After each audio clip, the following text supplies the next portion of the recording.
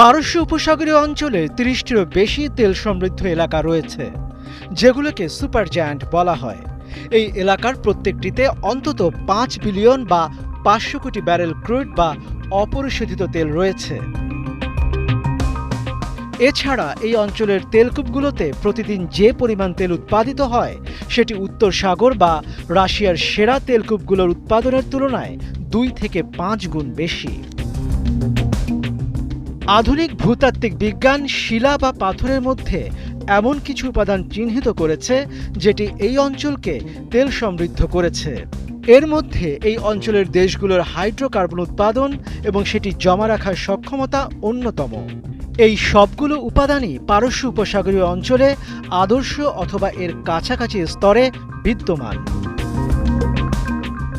এই বিশাল সম্পদ এবং সহজ উৎপাদন পদ্ধতির কারণেই কার্যত এই অঞ্চলটি সবার চেয়ে অনেক এগিয়ে রয়েছে।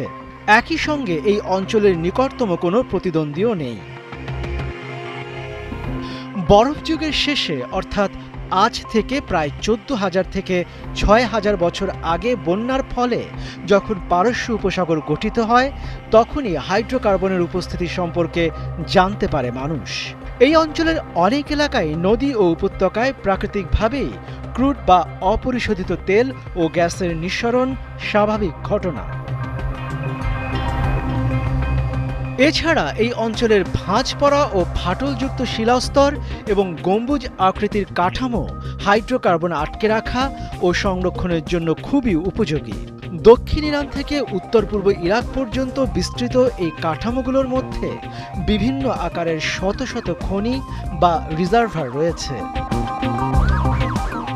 আরব প্লেটের বিশাল গম্বুজ আকৃতির কাঠামোতে তেল ও গ্যাসের বিশাল মজুদ তৈরি হয়েছে। এর মধ্যে রয়েছে সৌদি আরবের খাওয়ার তেল ক্ষেত্র। এটি বিশ্বের বৃহত্তম তেল ক্ষেত্র।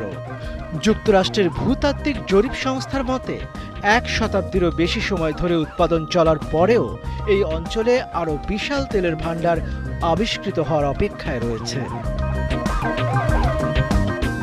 মনিরুজ্জামান বাবু, ৭১।